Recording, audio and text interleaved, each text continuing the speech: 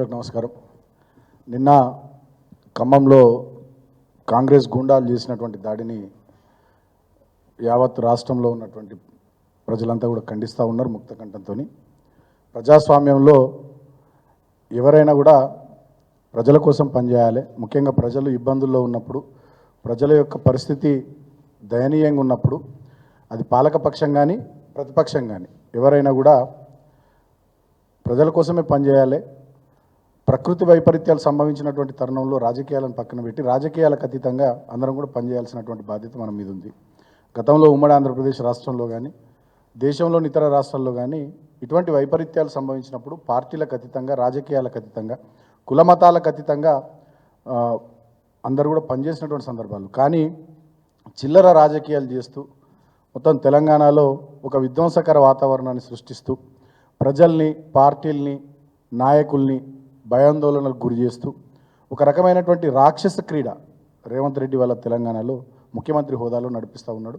నిన్న మాజీ మంత్రులు హరీష్ రావు గారు, మా సబితా ఇంద్రారెడ్డి గారు, పువ్వాడ జయ గారు, జగదీశ్వర్ రెడ్డి గారు, మా ఎమ్మెల్యేలు, మాజీ ఎమ్మెల్యేలు, మా మాజీ ఎంపీలు, ప్రస్తుత ఎంపీలు, ఎమ్మెల్సీలు ఆ బృందం మీద నిజంగా చంపే ప్రయత్నం జరిగింది, దాడి చేయడం జరిగింది. ఇది దుర్మార్గం. ప్రజాస్వామ్యంలో ఇటువంటి వాటికి తావులేదు. మేము కూడా 9.5 సంవత్సరాలు అధికారంలో ఉన్నాం. ఎన్నడూ కూడా అటువంటి ప్రయత్నాలు చేయాలి, అటువంటి పనులు చేయాలి.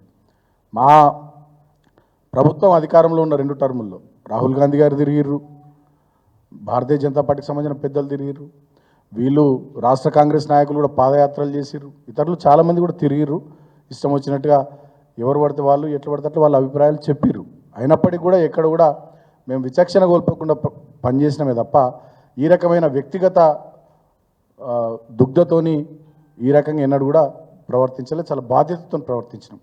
మరి అదెవరో చెప్పినట్టుగా, పెద్దలు ఎవరో చెప్పినట్టుగా కనకపు సింహాసనమున శునకము కూర్చుండబెట్టి శుభలగ్నమున దొనరగా పట్టము కట్టిన వెనకటి గుణమేళవాను వినరా సుమతి అన్నట్టే ఉన్నది.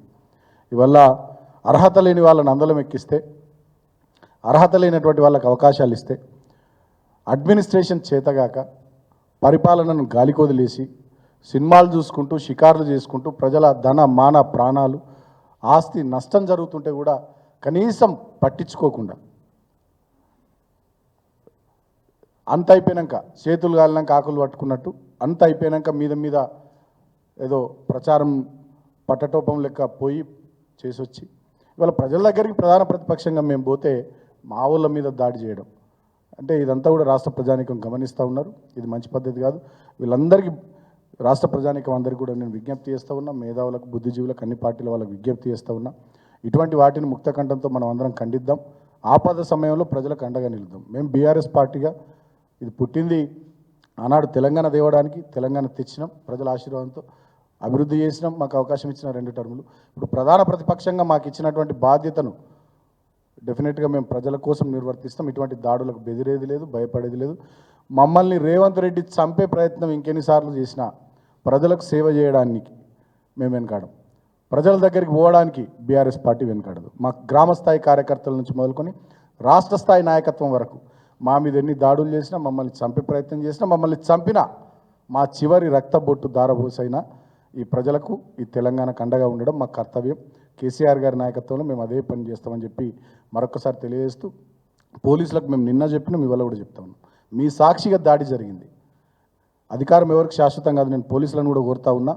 బయాస్డ్గా పోతూ ఉన్నారు కొంతమంది. జిల్లాల్లో, గ్రామాల్లో, పట్టణాల్లో చాలా చోట్ల అక్రమంగా కేసులు పెడతా ఉన్నారు, ఇష్టం వచ్చినట్టు బిహేవ్ చేస్తూ ఉన్నారు. నిన్న మాజీ మంత్రులు, ఎమ్మెల్యేల బృందం మీద మీ సాక్షిగా కాంగ్రెస్ గుండాలు దాడి చేశారు. ఫోటోలు కూడా అన్ని సోషల్ మీడియాలో ఆల్రెడీ తిరుగుతూ ఉన్నాయి ఎవరు ఏందనేది.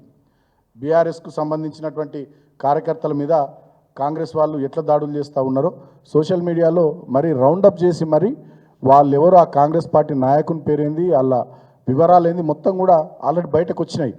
ఇట్లా దాడులు చేస్తూ ఉంటే కూడా కార్యకర్తల మీద, తర్వాత మా వాళ్ళ కాన్వాయ్ మీద, మా మాజీ మంత్రుల మీద దాడి చేస్తూ ఉంటే పోలీసులు చూస్తూ ప్రేక్షకుల్లాగా నిలబడడం ఇది కరెక్ట్ కాదు. నిన్న మా బృందం ఆల్రెడీ సిపిఆర్కి కంప్లైంట్ ఇచ్చింది ఖమ్మంలో. మరి ఎంతమంది మీద మీరు ఎఫ్ఐఆర్ చేసిర్రు, ఇప్పటివరకు ఎంతమంది మీద కేసులు పెట్టిర్రు, ఎంతమందిని అరెస్ట్ చేసిర్రు, మరి జరిగిన సంఘటన మీద రాష్ట్ర డీజీపీ గారు ఇప్పటివరకు స్పందించలే. హోంమంత్రిత్వ శాఖ ముఖ్యమంత్రి చేతిలోనే ఉంది, ఇప్పటివరకు ఆయన మాట్లాడలే. అర్థమవుతూ ఉంది కథా స్క్రీన్ ప్లే దర్శకత్వం రేవంత్ రెడ్డి, నిర్మాత పొంగులేటి శ్రీనివాసరెడ్డి అని అంటున్నారు అందరూ. నిన్న జరిగినటువంటి దాడికి సంబంధించి కథా స్క్రీన్ ప్లే దర్శకత్వం రేవంత్ రెడ్డి, ముఖ్యమంత్రి, హోంమంత్రి, జిల్లా మంత్రి పొంగులేటి శ్రీనివాసరెడ్డి నిర్మాత అని చెప్పి అంటున్నారు. సో ఇప్పటివరకు డీజీపీ స్పందించలేదు. పోలీసు యంత్రాంగం మరి అంత పెద్ద దాడి జరిగితే డీజీపీ గారు అధికారికంగా మాట్లాడాలి కదా. ఏం జరిగింది, ఎంతమంది మీద కేసు అయింది, ఎంతమందిని అరెస్ట్ చేసిర్రు, ఏంది ఏం కథ అనేది చెప్పాలి కదా. ఇప్పటివరకు కూడా స్పందించకపోవడం నిజంగా దారుణం.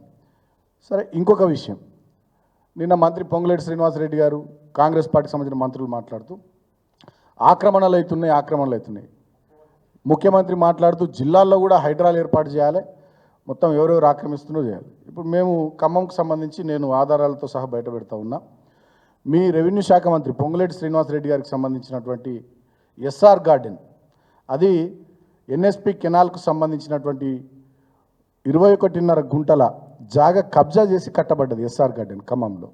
నేను ఆధారాలతో సహా అధికారుల బృందం ఇచ్చినటువంటి నివేదికను ఇప్పుడు మీడియా సాక్షిగా నేను బయట పెడతా ఉన్నా. మరి ఆ ఎస్ఆర్ గార్డెన్ కూల్చేస్తారా? నేను అడుగుతా ఉన్నా ఈ ముఖ్యమంత్రి రేవంత్ రెడ్డి గారిని.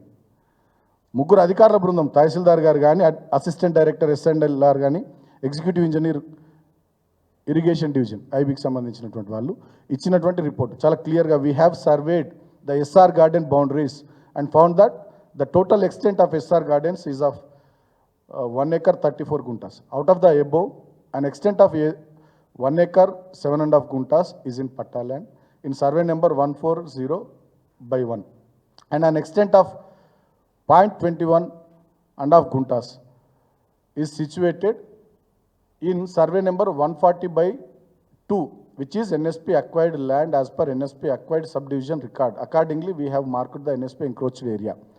నాగార్జున సార్ ప్రాజెక్ట్ సంబంధించినటువంటి ఆ కెనాల్కి సంబంధించినటువంటి భూమి 21.5 గుంటలు కబ్జా చేసి దాంట్లోనే ఎస్ఆర్ గార్డెన్ కట్టిరు, సర్వే నెంబర్లతో సహా వివరాలతో సహా అధికారుల కమిటీ ఇచ్చినటువంటి నివేదిక.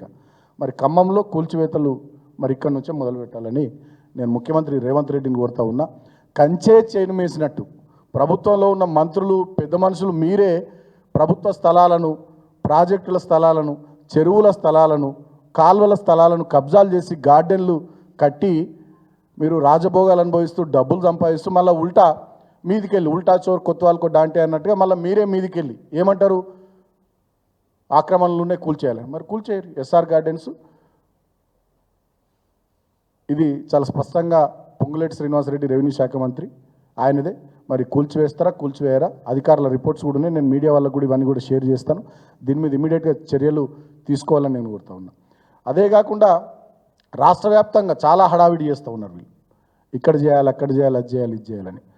ఇప్పటి వరకు కాంగ్రెస్ పార్టీకి సంబంధించినటువంటి మంత్రులకు సంబంధించినటువంటి ఫామ్ హౌస్లు కానీ, అదేవిధంగా ఎమ్మెల్యేలకు, ఎమ్మెల్సీలకు సంబంధించినటువంటి ఫామ్ హౌస్లు కానీ, కాంగ్రెస్ పార్టీ సీనియర్ నాయకులకు సంబంధించినటువంటి ఫామ్ హౌస్లకు సంబంధించి చాలామంది సోషల్ మీడియాలో పెడుతున్నారు. మాకు తెలియదు, సోషల్ మీడియాలో పెడుతున్నారు, పేపర్లలో రిపోర్ట్ అవుతుంది. దానికి సంబంధించి ఇప్పటి వరకు ఏ చర్య కూడా ఈ ముఖ్యమంత్రి, ఈ ప్రభుత్వం తీసుకోలేదు. అంటే ఇదంతా ఒక భయపెట్టే కార్యక్రమం. కొద్దిమందిని భయపెట్టి, కొద్దిమందిని బెదిరించి, కొద్దిమందిని టార్గెట్ చేయడం ద్వారా రాజకీయపరమైనటువంటి లబ్ధి పొందడం ఒక అంశం అయితే, రెండోది బాగా దండుకునేటటువంటి కార్యక్రమం. ఈ దండుపాల్యం మూట ఏమైనా చేస్తుందేమో అనిపిస్తూ ఉంది తెర వెనుక. సో దీని వెనుక చాలా కథ ఉంది. రాబోయే రోజుల్లో అన్ని వివరాలు బయట పెడతాం. ఎవరెవరి ఉన్నాయి, ఏమున్నాయి, ఏంది, జిల్లాల వారిగా కూడా వివరాలన్నీ కూడా బయట పెడతాం. ప్రస్తుతం పొంగులేటి శ్రీనివాసరెడ్డి గారు ఖమ్మం జిల్లాలో నిన్న ముఖ్యమంత్రి గారు మొన్న అన్నారు కదా ఆక్రమణకు సంబంధించి. కాబట్టి పొంగులేటి శ్రీనివాసరెడ్డి గారు ఎస్ఆర్ గార్డెన్స్ మరి ఎప్పుడు కూలగొడతారు, ఏంది ఏం కథ అనేటటువంటిది రాష్ట్ర ప్రభుత్వం చెప్పాలి అని చెప్పి సందర్భంగా మేము డిమాండ్ చేస్తూ ఉన్నాం. చర్యలు తీసుకోవాలి. ఎప్పుడు తీసుకుంటారు, ఎప్పటిలోగా తీసుకుంటారో మరి జవాబుదారీతనం ఈ రాష్ట్ర ప్రభుత్వానికి ఉందా, ఈ ముఖ్యమంత్రికి ఉందా, ఈ పొంగులేటి శ్రీనివాసరెడ్డికి ఉందా అనేది కూడా ఇప్పుడు తేలాల్సినటువంటి అవసరం ఉందని చెప్పి నేను తెలియజేస్తూ ఉన్నాను. Thank you.